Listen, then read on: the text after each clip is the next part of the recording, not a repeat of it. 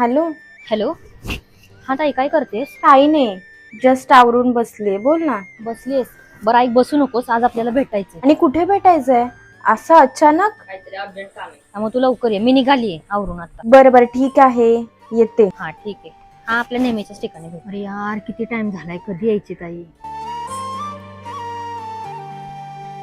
अगं दीप्ती, काय झालं? तू असं अचानक का बोलवलंस मला? अगं ताई, बरं झालं तू आलीस. तुला दादाचा फोन आला होता का? नाही आला मला. तुला आला होता का? अगं पण असं अचानक का विचारतेस मला तू दादाबद्दल? काही झालंय का? अगं दादा घराच्या वाटण्या करतोय आणि आपल्याला काय देणार आहे ग तो? अगं पण आपल्याला कशाला काय हवंय? कशाला म्हणजे? आपला काय संबंध आहे? आपला संबंध कसा नाहीये ताई? आपला काहीच संबंध नाहीये. अगं तुला कळतंय का, पण हिस्सा मागणं किती चुकीचं राहील? आपल्या लग्नाला दादाने एवढा खर्च केला आणि सगळ्यात जास्त महत्वाचं म्हणजे तुझ्या लग्नासाठी तुला जसं हवं लग्न तसं दादाने करून दिलं, तेही लोन काढून. विसरलीस का तू? ज्याचे हप्ते दादा अजून भरतोय. आणि कुठल्या तोंडाने हिस्सा मागणार आहोत आपण? मग काय झालं ग ताई? ते दादाचं कर्तव्यच होतं. आणि हा, ते दादाचे एकट्याचे पैसे नव्हते, त्यात आई बाबांचे पण पैसे होते. त्याने काही एकट्यानेच खर्च नाही केला. हो, पण मग जेव्हा बाबांचं ऑपरेशन करायचं होतं तेव्हा कुठे होता तुझा हिस्सा? तेव्हा तुला नाही वाटलं का बाबांसाठी अर्धे पैसे द्यावे म्हणून?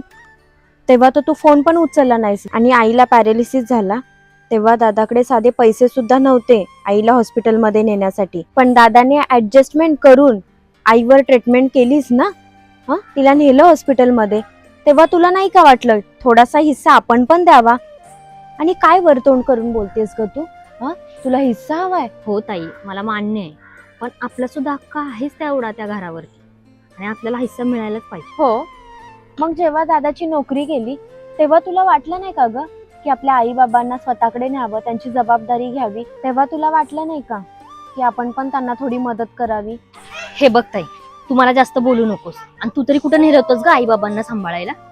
ते मला बोलतेस? म्हणूनच तर मी हिस्सा मागत नाहीये आणि मला नकोच आहे हिस्सा. आणि जर आपण आपल्या आई वडिलांची जबाबदारी घेऊ शकत नसेल ना, तर आपल्याला कुठलाच अधिकार नाहीये भावाच्या प्रॉपर्टीमध्ये हिस्सा मागण्याचा. उचल ती बॅग आणि जा घरी. आणि खबरदार जर दादाला फोन केलास तर.